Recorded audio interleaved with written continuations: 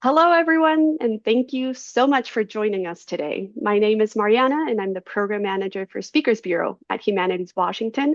And I'm delighted to welcome you to this special authors, in plural, meet authors conversation, an opportunity for three of our speakers to engage each other's ideas directly. All three authors participating today are current Speakers Bureau presenters, and each offer a talk in our 2026-2027 roster.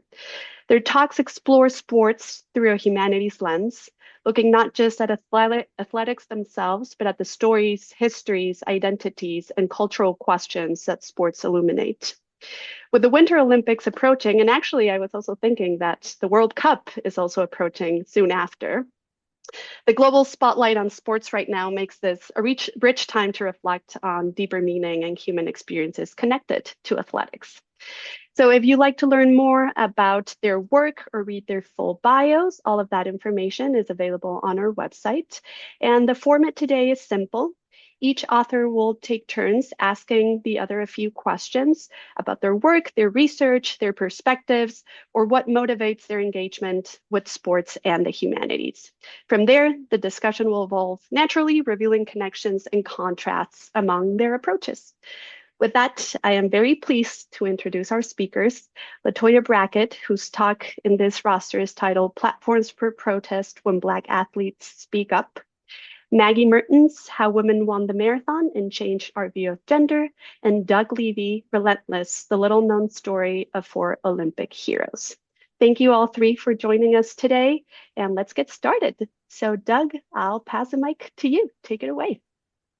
Great. Thank you so much, Mariana. I have a question, LaToya and Maggie, for both of you. In reading up a little bit about your talks and your topics and your backgrounds, we grow up in this country and we're taught how great the United States is and how great the people are and how everything's terrific. And I noticed that both of you really probe at some uncomfortable truths in what you've written and in your talks. And so I wanted to ask both of you just a little bit about what it was like to sort of burst a bubble in society when it comes to how we've dealt with gender and running and marathons, Maggie, in your case, and LaToya, in the treatment of African Americans, whether it's in sports or other areas. LaToya, do you want to take it away, or Oh, Maggie? Please, sure. yeah, jump I in. was gonna say ladies first, but talk about women's rights. But to burst the bubble, I think the hardest part is that sports has been such an important aspect to African Americans in regards to trying to bridge a gap and trying to reach other heights. And I would say that because I'm a professor, I see that firsthand. I might be a professor at a D3 school, and these kids are coming because they really love and really want to play. They do not get scholarships, which a lot of people think that any college athlete is getting a scholarship. But at D3, they truly are coming for the education and to just be able to play because they really love it. And so it gets a little difficult to recognize that unfortunately, even the system of athletics has let down African American folks, especially African American men who have, because this is actually good. So I'll start with the male component because a lot of what I'm talking about is aligned with Black men throughout our history. And those are the first voices that we see. And so having Maggie even talk about a gendered component will also showcase that there's also another layer there. And so these men, there's a book called $40 Million Slaves, and it was written in 2006, I believe, or five by, can't remember the first name, but Roden. And I know that I will say he only had one chapter about women, and that was about Black women. So that was like, ooh, but you know what? You can't be great, you can't be perfect. And I would say that there's a chapter talking about LeBron James a little bit, and he had this concept called the conveyor belt, where Black athletes are put on, and specifically when I'm saying Black athletes, most of the time we're doing the default, which is men, right? Unfortunately, but that's true.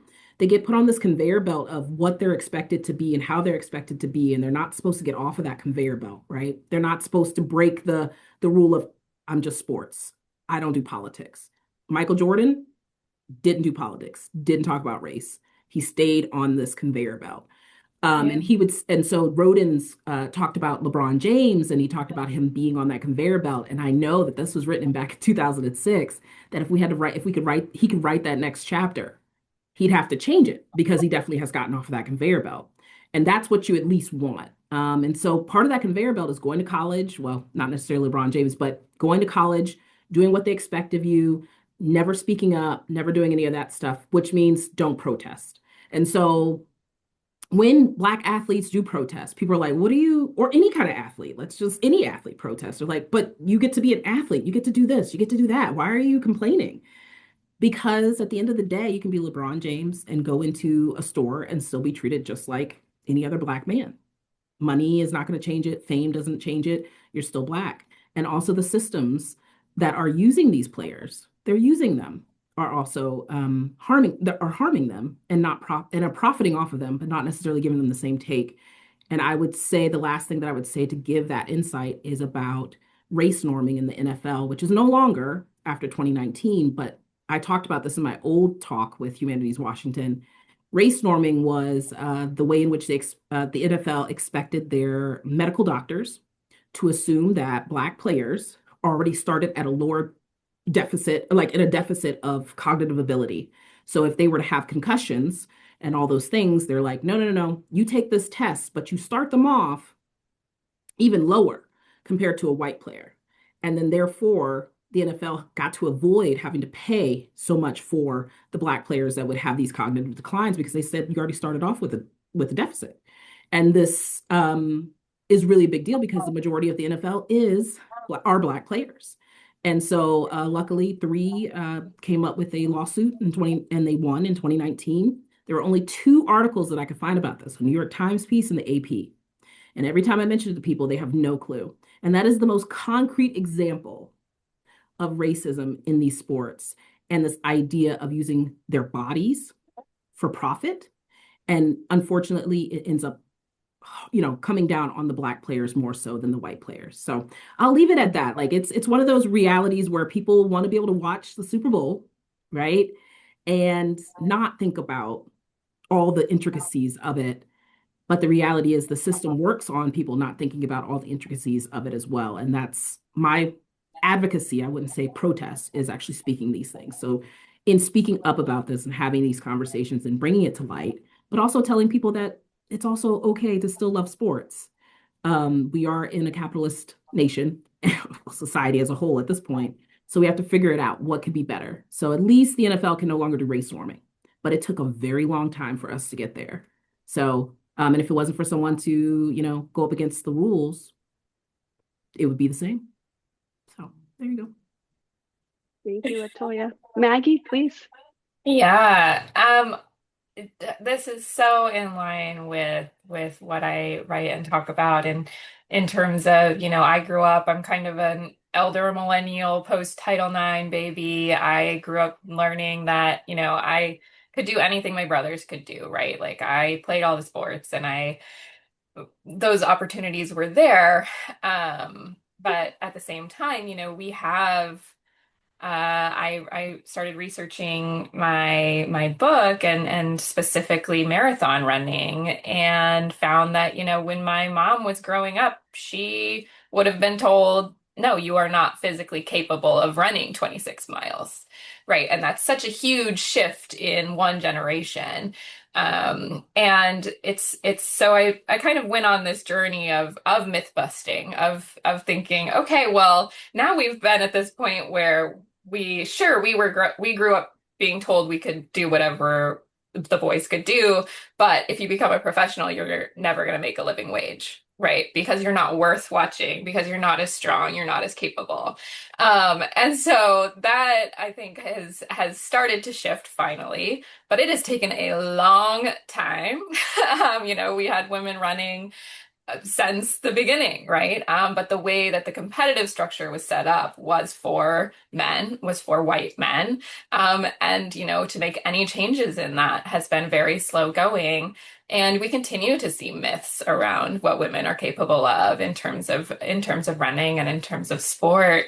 And so those are the things that I'm really passionate about, bringing to light is, not only is it about, you know, access to who is allowed to run a marathon, but it's about how does that make us feel about gender in society, right? When we finally saw in 1984, like this is 40 years ago, women running the marathon in the Olympics, that changed things for an entire, you know, the next generations of people. Because prior to that, you just didn't, it just was, we were told that it couldn't be done. And that completely changes the way that you think of yourself and your own possibilities growing up, right? Doug, I kind of want to switch the question back to you, your own question back to you, if you have anything to add to this. Well, I do, and I had a chance to research a little of what was certainly in Maggie's book for sure, because one of the athletes in my book that I talk about in my Speakers Bureau presentations is Gabrielle Anderson Schiess, who is Swiss-born, lives in Sun Valley, but she ran in that first ever Olympic marathon, and so it sparks a couple things when I listen to Maggie and read more about her topic, and that's first, she was born at the very end of World War II, and growing up, there wasn't anything longer than 1,500 meters. So, you know, this gender barrier was put in front of her at a very young age. Secondly, when I talk to people, whether it's Speakers Bureau or bookstores or what have you, and I say 1984, the very first women's Olympic marathon, it sounds a little silly now. It sounds embarrassing. And yet, you know, researching my book, I did see a little bit about what happened to these women who tried to enter the Boston Marathon and being told, oh my God, there's some physiological limit. And so, you know, I like to think we've come a long way, but we haven't. And that's where, you know, as I listen to LaToya, I very well remember the shut up and dribble comment that LeBron James had to deal with. And even we live in the Puget Sound region, and we like to think of ourselves as progressive and everything's great. And yet it was only a couple of years ago that a Black gentleman entering a yogurt shop in Kirkland to meet a client was told after he lingered for a few minutes that he should leave, and the women behind the counter called the police. This is in Kirkland, Washington. So I feel that LaToya and Maggie are writing about things that were important then and are important now. Thank you, Doug. Maggie, do you want to, yeah, please. So I'm really looking forward to the Winter Olympics. I love the Winter Olympics. I'm like a big Olympic fan. And I have been thinking a lot about how, you know, the Olympics are sort of this really interesting international moment where we all kind of put other things aside and start to watch sports, and it's supposed to like bring us all together. But it also has like some pretty intense you know, messaging that it can leave us all with. And I wonder if any of your talks kind of speak to that power of the Olympics as a platform, but also maybe like also as a point of almost propaganda, right? Like there's a lot that can come out of those Olympic moments, and I'm wondering if you guys have any great examples of that. LaToya, do you want to take it away, or yeah? Sure. Well, I mean, the most prominent protests, I think, probably, I don't know, is from 1968, Mexico, not Winter Olympics, but the Summer Olympics with John Carlos and Tommy Smith. And I will talk about that briefly, but I decided to do a video on it because, you know, videos can give us a lot more information more quickly, succinctly, and with imagery than others. And I really appreciated this video because, you know, the work that, you know, coming up with this talk, I do a lot of things about more contemporary sports and Black folks, but always having to know that history. That's what a Black studies scholar has to do. You have to start with the history. But I'm trying to focus also on like little known protests. But of course, I want people to get more detail about that well-known protest that we think we really know. And even I was like, oh, I didn't know that. And that was the fact that they were using the Olympics as a platform. I think if people had seen the movie Race that was about Jesse Owens, it was kind of similar to that time back in I think that was in the 40s. And it was there was a literal campaign among Black athletes across the nation that knew that they would be possibly those at the level of competition for the Olympics, saying, we're not going to go until you do something for Black folks here. This is 1968. MLK had just been murdered, assassinated, and then I think Kennedy, Bobby was also killed like a little bit before. And so this is what I was able to pick up on for preparing for my talk. And I was like, I did not know they had a whole organization like the Olympics for human rights. I can't remember the exact patch that they would be wearing. And that patch is actually very much visible in that image of Tommy Smith and Carlos and John Carlos. And I think it was Norman. I think his last name was Norman. Peter Norman. The young man from Australia, he even wore a patch, right? So what I didn't know ahead of time, and this is one of the reasons why I want everybody to understand that this wasn't just a protest that they decided that day. They got some items that moment because they didn't know if they were going to win. If you didn't, you don't know if you're going to be on the platform, right? So let's not try to prepare ahead of time for something that may not come, right? But they had to make a decision collectively. So the Black athletes, for the most part, up until the trials, most of them were like, we're not doing it. We're protesting. And then collectively, they all had to come together and we were like, well, we need to vote because if I don't go, somebody else might go. And so we might as well go ahead and vote. And so John Carlos and Tommy Smith were both on the fit. They actually wanted to continue to protest and to boycott specifically the Olympics. But they went because the Black athletes voted and this was their decision. And then people were like, but you can take if you get that moment, use it to protest. And they did. And so it's an intricate story. And of course, there's more stories after that, the backlash and whatnot. But we don't always know that this wasn't something they just decided to do in the moment. And so it's because they knew the Olympics, which was going to be the first Olympics internationally televised, was 1968. They knew it was a platform. And if you think about it, this is, because of television, a lot of people are paying attention to the civil rights movement in the United States, paying attention to what's happening to Black folks. And they wanted people to understand that. And every aspect of what they decided to do on that platform, they had a very specific reason for doing it. And that reason was beyond them. They said it wasn't about being a Black athlete, it's about all Black folks. And that was a beautiful thing. So the Olympics, that's one of the things I appreciate about athletes if they do take that stand. They can be seen and they just have to take the criticism. And unfortunately, with these, because they were amateurs, that really also blocked them from their livelihood. And I found out about the white man from Australia. He was blocked even when he qualified after the fact to be able to represent Australia. They were like, nope. So, that's what happens in America sometimes when white folks actually stand up for those other folks. And I think that unfortunately, in the time that we're in, we're also seeing it in other capacities as well. So yeah, the Olympics is that platform. It's supposed to bring us all together, but it's also a platform for some people to be able to tell us, hey, we're not okay. It just so happens to be the USA sometimes too, which we just don't want to talk about, right? So it's a big deal and it's a beautiful thing. I tell you, I found out about countries all the time. I was like, I didn't know that country existed. I was like, let me look this place up. And they have one person and it's beautiful. And we all wish we could just chill and watch the Olympics like maybe we have in the past, especially if we're in childhood. But we also need to recognize what's constantly happening. And the Olympics also has other things going on, including going to places and what they leave behind, not always being beneficial to the location that they're at. So taking resources in a way. So there's a whole nother story, and that's us up here doing this humanities thing, paying attention. But yeah, definitely a platform. Doug, please.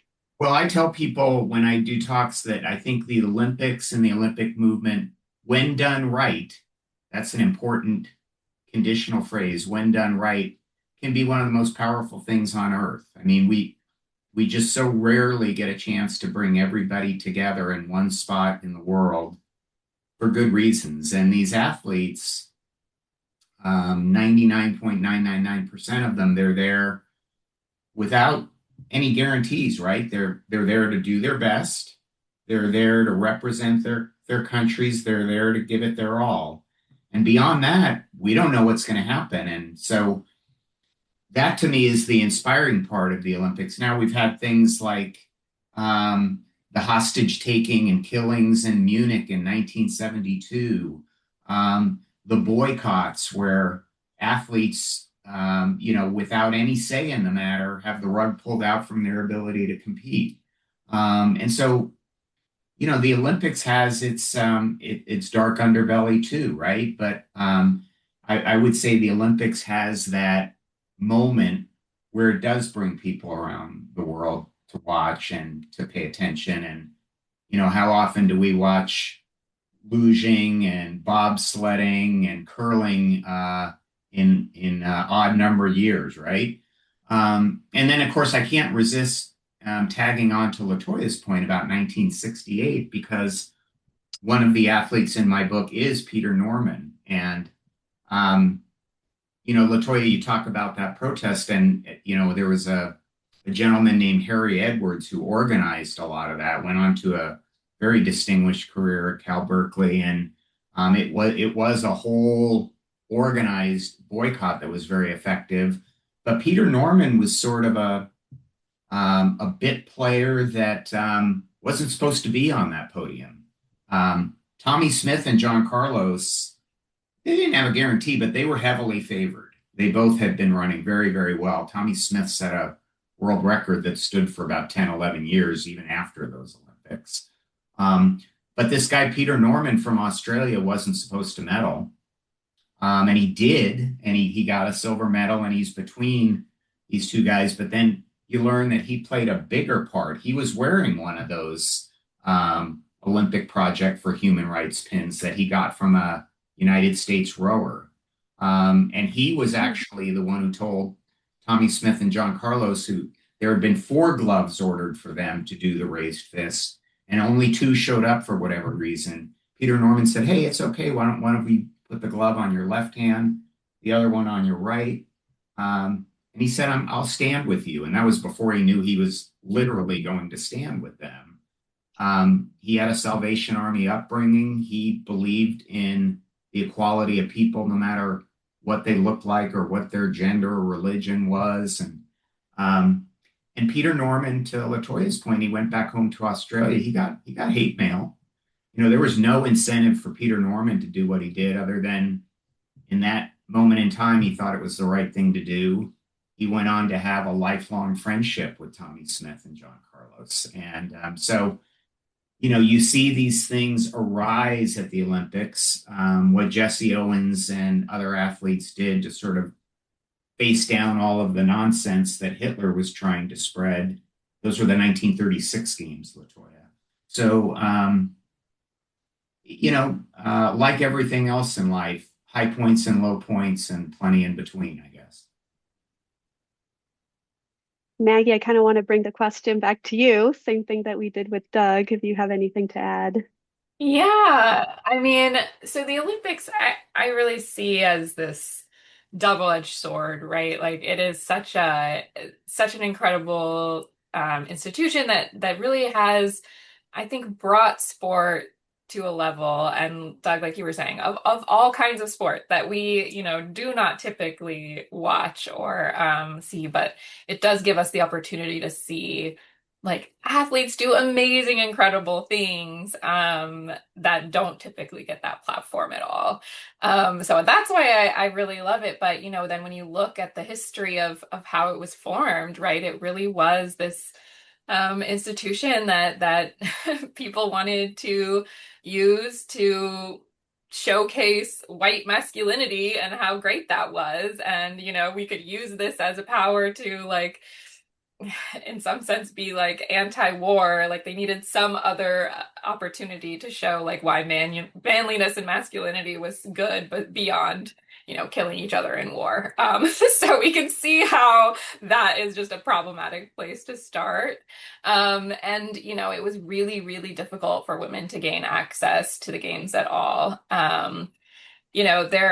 they basically had to start their own Olympic Games, then get shut down because of because the men of the IOC decided they couldn't use the term Olympics, even though that was not, copyrighted or anything. And then, when they did finally gain access, especially, in track, which was sort of the heart of the Olympic project at first, it was that, okay, you can run 50 meters, you can run 80 meters. You can't run 800 meters because, your uteruses will fall out or you won't be able to have children. And we think this is funny, right, at this point, but it's an excuse that is still used today, right? I think looking at the Winter Olympics this year, the thing I'm really watching is ski jumping, which in 2014, that was the first ever Winter Olympics that women were allowed to ski jump at all. And the head of that federation used the same excuse. It would harm the reproductive organs of women, and that's why we do not do it in the Olympics. And even up to today, like this Winter Olympics starting next month is the first time the women will be allowed to compete in the big hill. So it used to be, even when they started in 2014, they were only allowed off the small hill.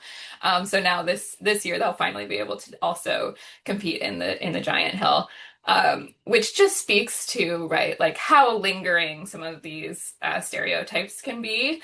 But also, the messaging that sport really wants to like hold on to as this hierarchy, right, of men can do these things and women can do these things over here because we're different and lesser than. So that's something I'm kind of looking at this year and just really thinking about those echoes of history, right? These were very similar things that were told to women runners when they were asking for access to the Olympics. Can I tag on real quick? Because Please. That stuff is still going on. And I'll give you one example in track and field. Women compete in what's called the heptathlon. There's 7 events. Men compete in the decathlon. That's 10 events. You can't tell me that the 3 events that men do are events that women can't do. But, year after year, we've extended this nonsense about heptathlon as many events as women can compete in. Yeah. And, hockey is a beloved sport. Absolutely in the United States, even more so with our friends to the north in Canada.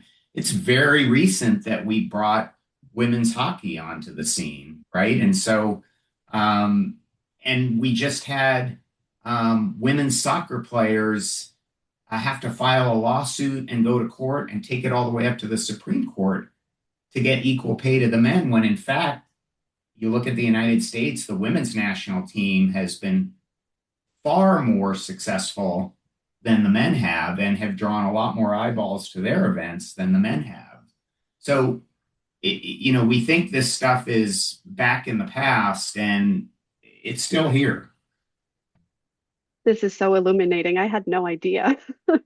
So, LaToya, I want to pass the mic up to you to start off with another question. I actually, Yeah. well, I wanted to tag along with Yeah, my please. colleagues, Maggie and Doug. And Doug, thank you for having that historical knowledge that I just can't keep all in place. But I was like, sometime in the 40s. And Doug's like, it was 36. Thank you.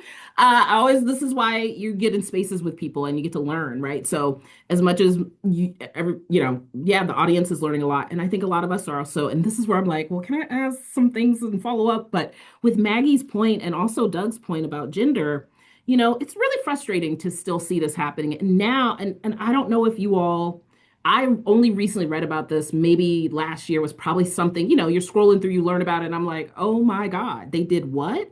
And this was when they were checking to make sure women actually were women. And I read about this and the fact that they would literally strip them down and check. And I'm like, how are you checking? Right. But then this component of even more contemporarily, that when women, so we're talking about, oh, women can't do those events, right? But then when women do something so well, they question whether or not they're women. So we've gotten to that point now, right? Especially Olympics. And then if we want to talk about not only what women can do or can't do, or they say they shouldn't do, right? There's a component of how they're supposed to look doing it. And so I Yes. think about the volleyball teams and the women's, I forgot which one. It was in a European country specifically. And leave it to Flavor Flav of all people. People are like, ooh, it's okay. Yes. A black man from the 80s and 90s rapping with a big clock on to be like, I will pay your fines, you know, if you're gonna get fined. And then also he ended up supporting the women's polo team, I think, or whatever. But like, or no, he didn't pay the fines. There was somebody else. Pink. I'm sorry, y'all. This is my pop culture brain going on. But Flavor Flav is supporting the women's polo team. But I know that Pink, the pops, I don't know, she probably doesn't want to be called a pop star, but she specifically was paying off fines for these women that were like, we want to wear shorts, we don't want to wear Yes. the bathing suit bottom. Like, we out here playing volleyball in the sand. What Hmm. can we have some Yes. shorts on, Right. right? So I'm just thinking about how it goes to the fact that like what Doug said earlier, like this isn't it's yesterday, but it's not yesterday. And it Mhm. goes to the fact that when we talk about issues, people are like, why are y'all still talking about this? Why are you still talking about that? Because it's still happening. It's just doesn't look necessarily the same. It's not in your face the same way because we want to be like, yes, women can run marathons now. That's a big deal. But and not even but and so it's really interesting because also Maggie, I was telling my colleague, Dr. Nancy Bristow, who's retiring this year, and she came, I think she started to play soccer right after Title IX. She got recruited Yeah. because they needed players and stuff. And she was telling me, yeah, when I was a kid in PE, they were like, yeah, y'all can't run a mile. You can only do like this. I was like, Yes. really? So you're reiterating, and then it's that important message of you can talk to someone right now that still remembers that, right? And and that's an important component to it, right? And so it's one of those things that we talk about memory a lot, and we're doing this in my class right now, and I'm co-teaching with Dr. Bristow, and we're talking about how our society wants us to remember things and they don't want us to remember things the wrong way. And the Olympics is something they definitely don't want to be sullied. They don't want it to be looking Yeah. anything other than ta-da, we're all Yes. together. And it is a beautiful thing. And honestly, the thing that I think I appreciate most about the Olympics is being able to see, especially as an American, just being able to see all of these different folks from different types of sports. And especially I think my question to all of us would be about like kind of like individual and collaboration because both of you kind of focused on people who did sports like individually versus like I kind of have a focus on team sports a little bit more. But being able to have a team to go somewhere with beyond and to see, I love seeing the folks collaborate like together, like hanging out, being able to feel like something bigger than that. And I think that that's something that is beautiful about the Olympics. You can have the beauty and also have that other part. And I think that's a Yeah. hard component for some folks today, globally, not just in the US, to deal with the fact that we can have it be great and be that, right? I can be happy. I'm proud to be an American. This is my history. I'm descended from enslaved. Where am I going to enslave folks? Where am I going to go? I'm proud to be American, and I have all these other things that make me say I want to be recognized this way too. And I would also add that one of my favorite movies that was about the 1980 hockey team, and I love watching that movie. And so I love that story. And I love the underdog kind of component. And then, then we might start using, professionals for things. So also we can talk about the Olympics in many different ways.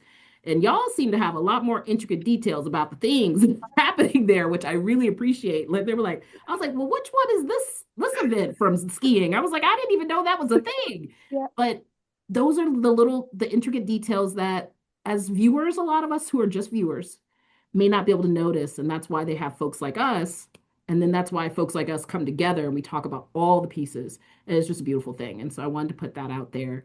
And then I think my kind of question to all of us, or to you all, because you are talking, I think, focusing on more individual sports, even though I still think there's a team component, is just maybe like what collaboration advocacy looks like cross national, like with the Olympics, because I think about what Doug was talking about with Norman in particular, um, and how even though he was a runner, he was still a part of something bigger. And I don't know if Yeah. that's something to be, talked about. And then I looked up the runner that both of you were talking. I think both of you mentioned in your work. I can't remember her name, but I was reading about how people were trying to give her water or something like that. but they couldn't. They're trying to support. Like there's this, I don't know. I'm just thinking about like the way in which something might still be an individual sport, but there's still some collaborative effort there. And then I think about the protest focus that I'm doing and the reality of even when a woman goes and runs a marathon for the first time, it might be one person, but it's more than one, right? And so and even the way that Norman was attacked from Australians, they saw him as Australian. And so that's why he's getting attacked in a different way. So I don't know. We could just a little space of talking about the way in which we can see something individually, but we have to recognize that it's collaborative and that the Olympics is kind of what we're trying to do with that. Like we're trying to say, hey, we're all a part of a world, but somehow we go back to individualism after it's all over. I don't remember how many days, but somebody will tell me how many days there is in the Olympics. But it's a wonderful amount of staying up late, putting on the TiVo or whatever. We don't even do that anymore. And trying to find what was playing. But yeah, I'm just thinking about that because I do mostly team stuff and you all are focusing on individual. And of course, I do talk about like Serena Williams and stuff like that. That's another component, but the team stuff is what I've been focusing on. Yeah, I think for especially for women runners, they had to band together. There were like a couple, one-offs that started, essentially sneaking into marathons when they were told they weren't allowed. And but that didn't change the rules, right? It made headlines, but it didn't change the rules. And what they had to do to change the rules was really come together. And they had to not only like find researchers to help them do the scientific research to show like actually we're going to be fine. Women are capable of this. So they had to come together, find people that would support them, that would help them. And Catherine Switzer, actually, who was, one of the first women to run the Boston Marathon before it was allowed, she really became an advocate who not only, encouraged other women to run, she started her own marathons all over the world to show that women all over the world could run. Because it was basically, you were given these excuses from the IOC and from these international running federations that, there isn't enough interest. Women aren't capable. Even if they were, no one would watch, no one would run. We wouldn't get enough people from different countries. So it was this group effort, right, of having to come together, find sponsors for this. Go into places like Brazil where women didn't even, own running shoes, maybe didn't own shoes at all, and say, hey, come run a 5K. Let's do this together and see how it feels. And finding people who were enthusiastic and wanted to be a part of it. And then had to take all of that to the IOC. But also, yeah, just prove that they were out there and prove that they could do these things together. And you see it today. I mean, I think today the team sport aspect is so important, right? I think as Doug mentioned with the national soccer team, I mean, that was a team coming together. They put their careers at risk doing that for sure. And you're looking right now, the WNBA is in CBA negotiations and is banding together. They will strike if they do not get, real actual salary increases like they deserve at this point. And so I think, we can learn so much from this history of the women runners who really had to like go from zero to to the marathon and to beyond now. And see that, when they do band together, I think there's so much more power there.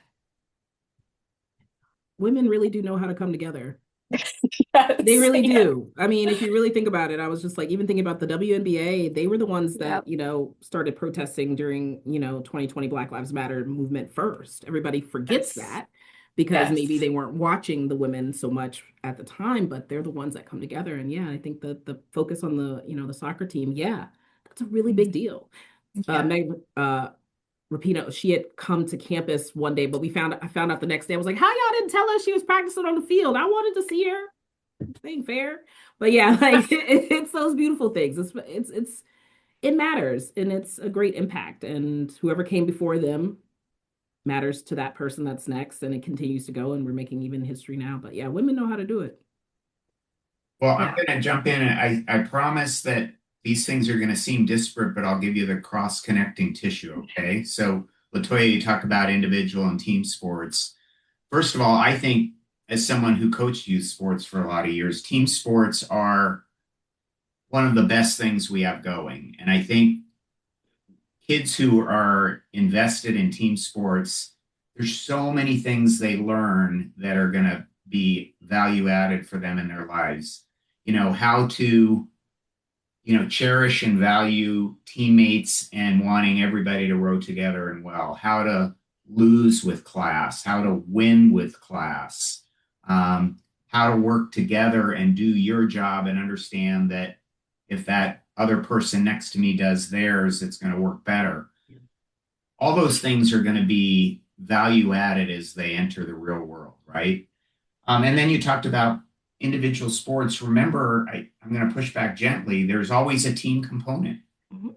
So I had a chance on a podcast I'm doing to interview a luger named Summer Britcher. She'll be in the Milan Cortina Games. And I can't think of a more solitary sport than luge. You're on this sled and you're going up to 90 miles an hour. I think you have to have somewhat of a screw loose personally, but that's just you, yourself, you, me, myself, and I, right? But when I talked to her about the absolute highlights of her long career, one of the things she placed near the top was her team. So she's an individual, but one of the things she will miss the most when she walks away is that there was a whole team of losers who banded together and laughed together and cried together and did all these things together. So, that's the aspect she'll value the most, right? And so then you go back to, you were talking about, I think the name you were searching for is Gabrielle Anderson Shias. She's the Swiss-born runner who waved off the water and the help when she entered the Olympic Stadium. There's actually a little known rule that if you get medical assistance before the end of a race, you're disqualified. So she did that for two reasons. One, she knew about that rule. But secondly, she had an indomitable spirit and perseverance to finish when she was extremely exhausted, dehydrated, had missed a water station. And so she worked with a team because there was a team of people helping her, and she didn't want to let them down. And she told herself, I'm going to figure out a way to finish. And she did. And so I think for the team she worked with, her individual accomplishment meant a lot. And then for a team of women who were going to run after her, what an incredible lesson, right?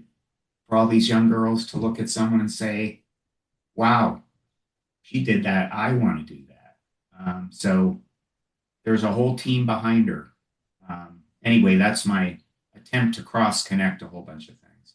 Yeah, and I don't think that there was any pushback on me at all because the goal was never to talk about one being more than the other. I just said that I focus on teams more, and you Yeah, all were talking about what people will see as an individual, right? On that podium, that's right. right? It's not the whole team doesn't get to go up there. And I would say that there's even with the team sports, each person also has their own team, to help them Yeah. in a different way. But when the team is out there, like, this is what I was just trying to get more insight on how what do they have? They have collaboration, they're advocating. And I loved how Maggie talked about the fact of like, yeah, she was one woman and she had already said the name. So yes, this is why I have y'all here. Because I'm going to be real. Names are a really hard thing for me. And I learn about 34 names every semester. So I'm gonna be okay with not remembering every single name that I come across in my work. But student names I will remember. So I think it's important. I was talking about like the Olympic component of it too, because now you get to engage in a team way that you may Yeah. not have before. And I think that that's what you're talking about. If you're a loser, like what are y'all just? I don't know enough about luge. I was like, please explain this to us, and we thank you for the actual demonstration because we are teaching folks who maybe didn't pick up on that. I'm not a Winter Olympic person very much until Black people come and do it. I'm gonna just be real. Some of those Black folks will get on that ice. You'd be like, oh, we didn't know we did that. We do that now too. And it's a beautiful thing. Just like for women, once a woman does something, people are looking at it really specifically. But it was more about talking about how the Olympics also brings this camaraderie and collaboration and then advocacy, because even as an individual, usually these folks in the protest mode that I'm talking about, even as an individual, they're coming as a collective, right? And that's why I also brought up Norman, because he didn't just stand up. He was like, I mean, that had nothing to do with his country, right? But he was like, no, this matters. And then his country was like, and we're going to go against you collectively. So he lost a team, right? So that's what I was trying to talk about. Like, what does the Olympics do with that? And so I didn't see it as a pushback at all, because the goal was for you to share exactly what you did, the fact that people may not see an individual as part of a team, and also how Olympics creates this team. And even if you have one athlete from one small country come up, I've loved seeing how people embrace them. Like when we get to see like the videos at the Olympics and you see folks talking to them or whatever. And, Yeah. that's the beauty of it. And I think that collaborative, like the Olympics could be that team effort, like that we could, and it's just for a couple days, but we try like we really be trying real hard. But yeah, so that was the goal, and I appreciate you giving that context, and then also learning about the marathon. Like, there's a disqualification, but if people in the audience don't know that, audience people watching, they could end up hindering that. And it's one of those ways in which people might be like, but why don't you take the water, you really need the water? And she's like, no, you gonna mess me up. So it's components of not knowing and then being able to know, but her being able to stay steadfast and say, I got this, and being able to know that there's people on the other end to take care of her. So I appreciate all that information. And yeah, but and a lot of the stuff that I talk about literally is teams. And I don't do much history, but I wanted to talk about that Olympic one because that's the one I'm going to focus on for the Olympics. But I talk a lot about Colin Kaepernick. That was my first peer-reviewed article.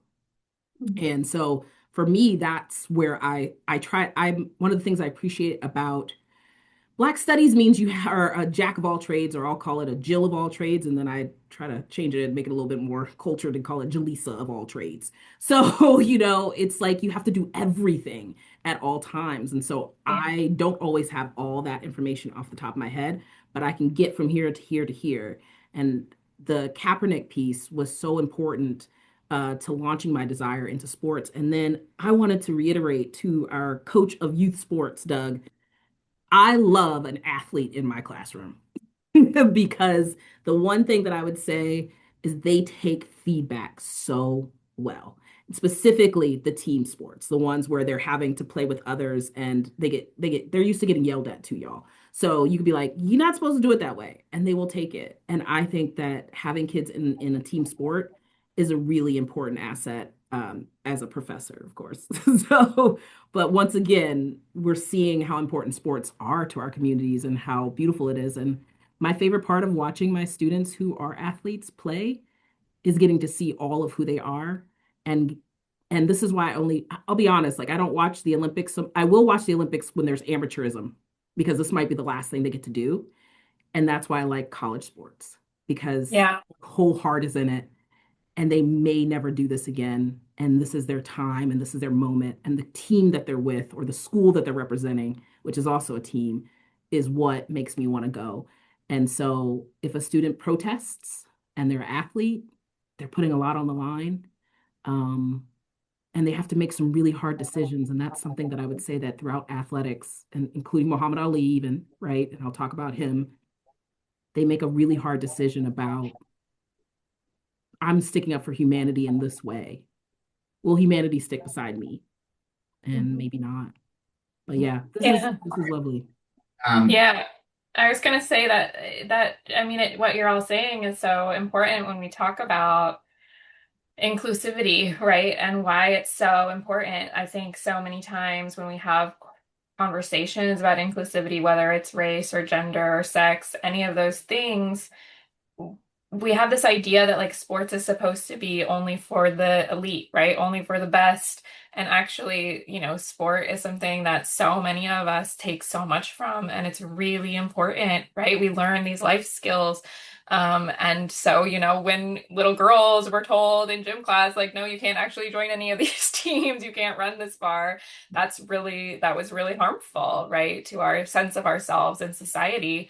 And, we're seeing this come about again now with laws against trans kids being allowed to play sports, with, trying to keep people out by saying, oh, we're going to bring back sex testing. A lot of these professional sports and large federations are bringing that back. And that's, going to go ahead and make people not feel included anymore. And so what are we losing, when we see sports as that exclusive space?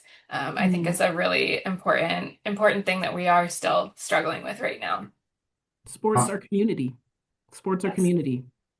I'm glad you mentioned inclusion, Maggie, because I was going to ask a question about that. I know we're running out of time. A quick aside, LaToya, we can do it some other time over a cup of Java or something. But Australia, to their credit, they made up for some of what happened with Peter Norman. So there's a whole story there. But I want to say on the inclusivity front, particularly LaToya, I know that's something in your professional work you spend a lot of time on, diversity and equity and inclusion. And, having that mentioned, one of the things I am so profoundly disappointed in with the politics at the federal level, and I'm not going to name names, but I don't know how somehow the words diversity and equity and inclusion became dirty words. And it is one of the most disappointing things to me is that those words, which are all about having everybody have an equal place at the table and be seen the same way, those are powerful, important, positive words. And how we've turned those three words into something that has to be stuck in a closet and not mentioned and not put in on a website. I hope we look back in 5, 10 years and think of how embarrassing this moment is. Yeah. It's just, LaToya, I was going to ask you about it as I looked at your work professionally. It's just, to me, got to be one of the most disappointing things we've seen emerge over the last couple of years. It's very disheartening. I use the word defeating a lot of times. This is what I do for a living. And I have 2 degrees in Black Studies from great schools, and to know that a nation is being told to and socialized to believe that what I do isn't worthy, is problematic, is creating harm on the dominant group, when I teach this all the time. And honestly, I teach mostly white students. So they're not feeling harm, right? They're thinking critically, and they're feeling like, oh, this is information I never had. Thank you. And then they get to do what they do with it. I'm not trying to tell you what to do with it. I would say that the hardest part is not knowing the people in leadership in higher ed. Not just that I'm not speaking about my school or anything specifically. It doesn't matter where you are, but you don't know how steadfast they will be in wanting to protect that inclusivity, just because it has become a dirty word, right? And the dirty, we'd have to have a long conversation about how we get to it being a dirty word, why it's used that way. But there's always got to be a villain, even though we're not. Sports. Actually, when it came to higher ed, there was one point in time that I said, if we're going to cut DEI from higher ed, then that also means not recruiting athletes the same way. So if we're going to have, we're going to do that $40 million slaves thing that I was talking about earlier, if we're going to have these Black and brown kids, especially football, which is a very hard sport on the body, right? And the mind. If we're going to put them into college and basically treat them like professionals, and at this point we have the NIL, the likeness, and they are able to get paid and whatnot, and it's becoming a whole nother issue, then let me know if you were okay with not having that be inclusive. You see what I'm saying? Like, no, because then we'll lose money. So there's a lot to it where I'm like, would you, when we think back to, and I know, I'm sure, Doug, you're going to be like, oh yeah, I know what you're talking about. But with the Fab Five, and which I talked about in my last Humanities Washington talk at UMich, in the 90s, and they changed what basketball looked like in NCAA, and they changed how the NCAA can make money off of athletes. If we weren't inclusive at the time. Now, and it goes back to Doug saying, I hope 10 years from now we can laugh about this. Because earlier you also talked about, we laugh about this thing now, right? From something else that was 20, 40, years ago. And with we don't necessarily laugh off what happened with the Fab Five at Michigan, but we don't pay attention to it in the way in which it was really, really imperative. It was a major concern, and it changed NCAA and the monetary system of it, but it also showcased the harm that can be done to Black men, and any person of color, honestly, when an institution like UMich and their alumni said, we don't want them there. And then all of a sudden they wanted them there. And so we want these diverse kids out on the courts, right? On the fields, right? On the tracks in higher ed. But we don't want them elsewhere. So what does that say? That would be where I would end it. And that's where I think that, because we're talking about sports, and to bring it back to DEI, and my biggest concern about being in higher ed is this idea, this not even catch 22. There's another term I'm looking for. It just doesn't make sense. And for my culture, we'd be like, the math ain't mathin', right? It's just not mathin'. So if we just all of a sudden said, okay, well, if you don't want that diversity, all the kids just walk off the courts, off the fields, off the tracks, and let's see what happens then.